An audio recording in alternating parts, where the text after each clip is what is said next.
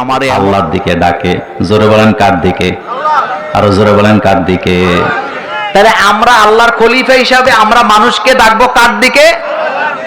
আল্লাহ বলতেছে তার কথার চেয়ে উত্তম কথা আর কারো হতে পারে যে আমার দিকে মানুষগুলোকে ডাকে। আমি কোন দলকে ছোট করার জন্য কথাটা বলতেছি না।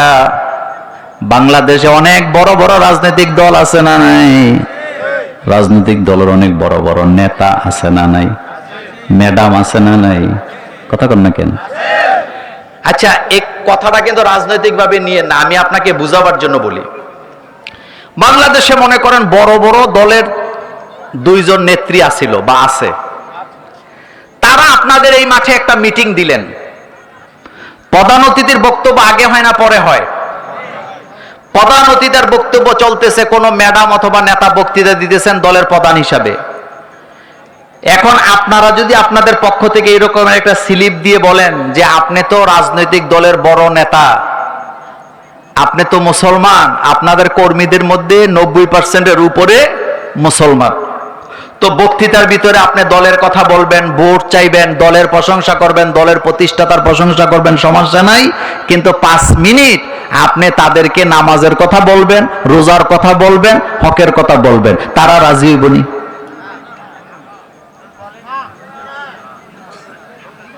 আপনারা কি আমার ভাষা বুঝেন? রাজি হইব? এত আস্তে কোন কেন? আপনারা ভয় পাইতেছেন নাকি? আমি কি কারোর গালি দিতেছি? তো এত ভয়ে ভয়ে কেন? রাজি হবে? রাজি করাইতে পারবেন? কেন বলবে না? কারণ তিনি আল্লাহর প্রতিনিধিত্ব করতে চায় না, যার কারণে বলে না। এই কথাটা এই জন্য বললাম, আমরা আল্লাহর খলিফা, আল্লাহর দিকেই মানুষকে ডাকতে হবে, কল্যাণের দিকেই ডাকতে হবে, কোরআনের দিকেই ডাকতে হবে। এর বিকল্প কোনো পথে মানুষকে ডাকা যাবে না। এই কথাটা আল্লাহ বলছেন, ওমান আহসানু কাওলাম মিম্মান দাআ ইলাল্লাহ ওয়া আমিলা সলিহান ওয়া ক্বালা ইন্নানি মিনাল মুসলিমিন। তাহলে বোঝা গেল আল্লাহর দিকে যারা ডাকে তারাই হলো মুসলমান। আমার কলিজার ভাইয়েরা, যারা কালিমা পড়ে তারা আমাদের ভাই। এই কোরআনের দাওয়াতের ব্যাপারে, ইসলামের দাওয়াতের ব্যাপারে কাঁধে কাঁধ মিলাতে রাজি আছি না নাই? চিল্লায় বলেন আমরা কার খলিফা? আরো জোরে বলেন কার খলিফা? সুতরাং আমরা যতদিন পৃথিবীতে বেঁচে থাকবো আল্লাহর দিকে, রাসূলের সুন্নাহর দিকে মানুষকে আহ্বান করে যাব। এটা আমাদের দায়িত্ব, এটা আমাদের নারী পুরুষ প্রত্যেকের দায়িত্ব। মা বোনেরা যারা আসছেন, আপনাদেরকে বলে দিয়ে যাই, আপনার ঘরটাকে আপনি ইসলামের একটা দুর্গ বানাবেন।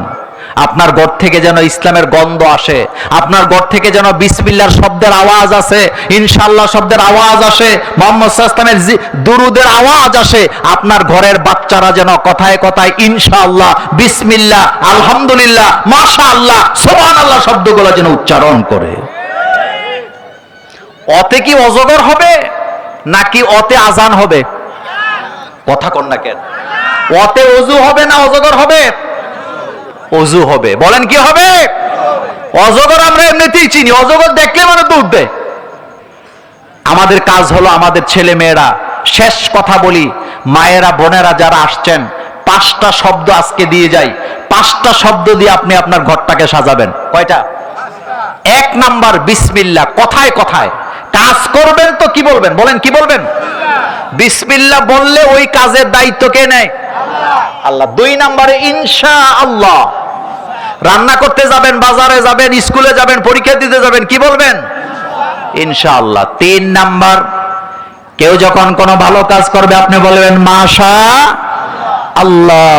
আল্লাহর নবী বলেছেন কেউ যখন কাজ করার আগে ইনশাআল্লাহ বলে, ওই কাজের সফলতার দায়িত্ব আল্লাহ নিজের হাতে উঠায় নেয়। তাহলে একটা গেল বিসমিল্লাহ, একটা গেল ইনশাআল্লাহ, আরেকটা গেল মাশাআল্লাহ, আরেকটি হলো সুবহানাল্লাহ। আশ্চর্যজনক কোনো কিছু দেখলে কি বলবেন? আর সর্বশেষ, যে কোনো অবস্থায়, যে অবস্থায় আছেন, যে অবস্থায় আছেন সেই অবস্থায় বলবেন আলহামদুলিল্লাহ। বলেন আলহামদুলিল্লাহ।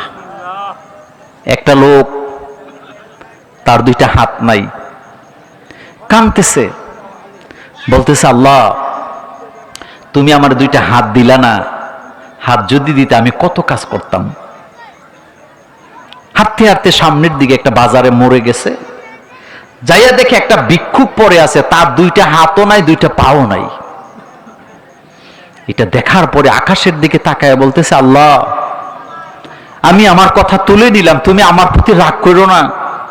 আমি মনে করছিলাম আমার দুইটা হাত নাই, কিন্তু তোমার আরেক বান্দা তো হাতও নাই, পাও নাই। আপনারা এখানে যারা বসে আছেন, আমি নিশ্চিত আপনাদের সবার অন্তত বাড়ির জায়গাটা আছে নাকি নাই? কথা আসতে কোন কেন, আছে নাকি নাই? পৃথিবীতে, এই পৃথিবীতে প্রায় 15 কোটি মানুষ আছে যাদের কোনো বাড়ি নাই, ঘর নাই, ঠিকানা নাই। আপনার বাড়ি আছে নি? ঠিকানা আছে নি? এমনকি আপনার একটা আইডি কার্ড আছে, আপনি বাংলাদেশের নাগরিক।